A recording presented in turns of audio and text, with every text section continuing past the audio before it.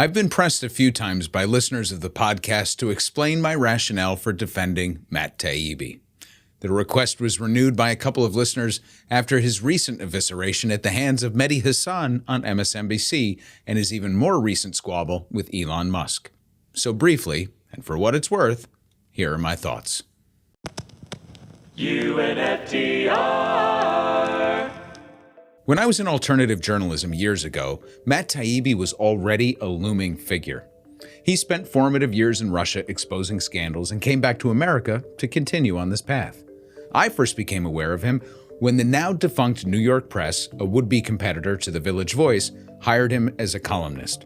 He wrote scathing columns and unhinged pieces, such as the infamous 52 Funniest Things About the Upcoming Death of the Pope, which horrified everyone from the Catholic Church to Hillary Clinton and amused the hell out of anyone who understood that Taibbi was our generation's Hunter Thompson.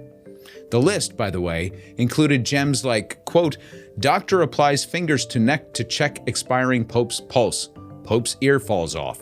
And, quote, "Doctors examining the body discovered that Pope was not only a woman, but also Hitler." While capable of juvenile hit pieces like this, Taibbi had also earned a reputation as a hard-hitting writer with an unorthodox approach who had exactly zero fucks to give when it came to his reputation. He was often a guest on programs like Imus in the Morning, which was weird.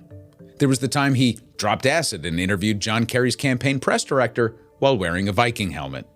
But it was his 2010 book Griftopia, which provided a searing analysis of the financial crisis and gave us the term vampire squids to describe Wall Street, that really brought him to another level of notoriety. Taibbi spent years as a columnist for Rolling Stone, where he pounded the political and financial establishment and gained a meaningful following. Not to mention one of the only reasons to pick up Rolling Stone. It was an odd place to find some of the best political commentary in the country at the time, but one that kind of made sense to the extent that Taibbi has ever made sense.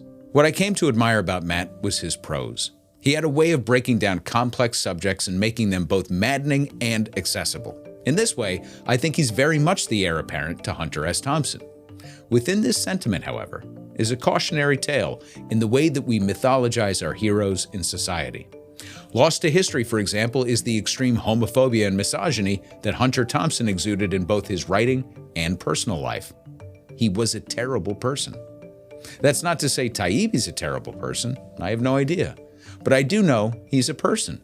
And that fact alone means he's fallible.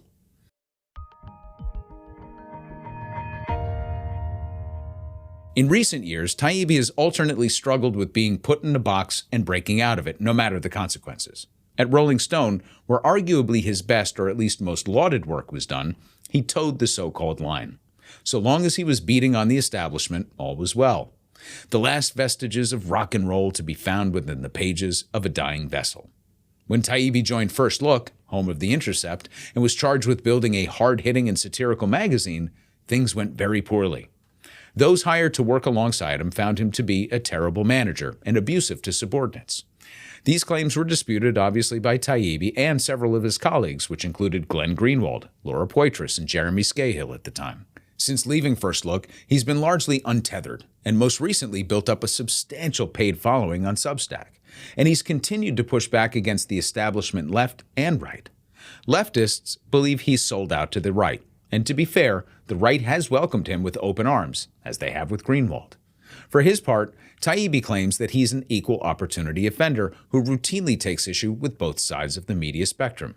And to be completely fair, he has a substantial body of work and tweets to bear this out. But here's where we get into murky territory. While it's easy to go down the what happened to Taibbi path and criticize him for cozying up to the far right in order to juice subscriptions to his Substack, there's a deeper narrative at play. Now personally, I believe he did sell out by accepting the offer from Elon Musk to report on the Twitter files, which he characterized in front of Congress as, quote, the most serious thing he's ever worked on. First off, as has been mentioned 1,000 times by left-wing pundits, Taibbi violated his own rule of accepting pre-vetted information directly from a source. And he did so with preconditions that have never been publicly disclosed. Maybe they will, maybe they won't, who knows? Either way, the Twitter files were not impressive by any standard, and certainly not by the standards many of us hold Taibbi to. The circumstantial evidence of this whole affair seems to point to a once feared muckraker swallowing hard and just going for the money. The more he appeals to right-wing media consumers, the more subscribers he gains. And the optics keep getting worse as Taibbi recently jumped the Twitter ship after his spat with Musk and joined Truth Social. And like Greenwald, Taibbi has found a comfortable home on right-wing shows and podcasts. Now that alone doesn't condemn him, but it's okay to find that unseemly. The bigger narrative I alluded to is with the media landscape and the growth of independent platforms. A while back, I even did an episode criticizing the so-called independent platform man. He's taking on the mainstream and corporate big guys. With shows on YouTube, Apple, Netflix, and Spotify. He got no time to pay attention to the lame-ass press. He got a really great sleep on his Casper mattress. He's pissed at everything from vaccines to Iran.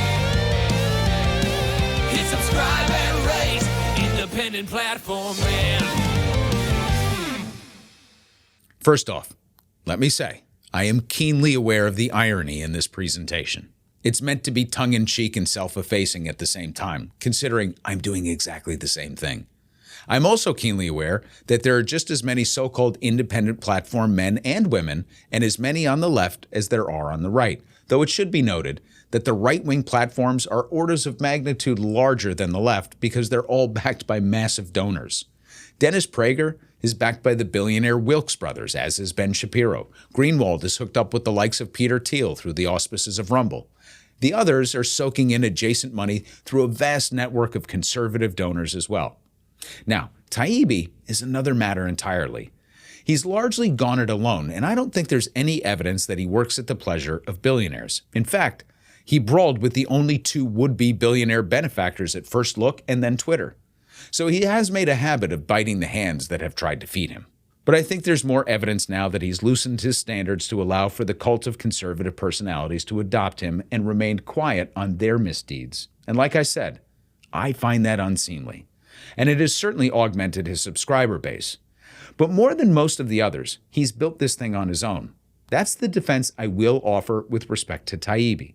But he's also proven that we should be cynical, if not downright distrustful of the intentions of these independent figures. Many of them peddle in hypocrisy, half-truths, and outright lies. They exist without the all-important layer of editors and editorial boards. Say what you want about mainstream and corporate media, but there are more benefits than downsides to having your work challenged and vetted before it reaches daylight. The danger of hanging on every word that Taibbi or others write or speak is that opinions are often masked as journalism. Matt Taibbi is not a journalist, and that's an important distinction. Has he practiced journalism? Sure. But he's more of a social commentator and a writer than a journalist, and there's a big difference. Benjamin Franklin was a commentator and a writer. H.L. Mencken was as well. Hunter Thompson, Christopher Hitchens, Gore Vidal, William Buckley, James Baldwin, Chris Hedges, all writers who contributed to the national discourse and sometimes even held power to account.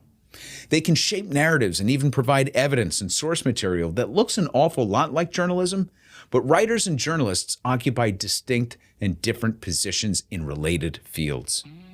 So maybe that's why I'm not as wound up about Taibbi as others are. I think he's sold his soul to a large degree and fallen victim to the intoxicating metric of paid subscribers. It's going to be difficult for him to put this Musk affair behind him, and the scars from the lashing he received from Mehdi Hasan will be fresh for years to come. But to me, he's also still the brash alt-weekly writer who just happened to have amassed a following in the spirit of Mencken or Thompson.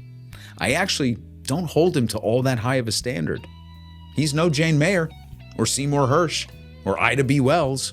Great journalism is all around, but we seem to have lost the ability to distinguish between opinion writers and journalists, properly sourced, edited, and vetted material, and state-sponsored stenography. If you're looking to Matt Taibbi, Glenn Greenwald, Laura Ingraham, Tucker Carlson, or even Rachel Maddow, Chris Hayes, or Don Lemon for journalism of record, then you're doing this wrong. Here endeth the lesson.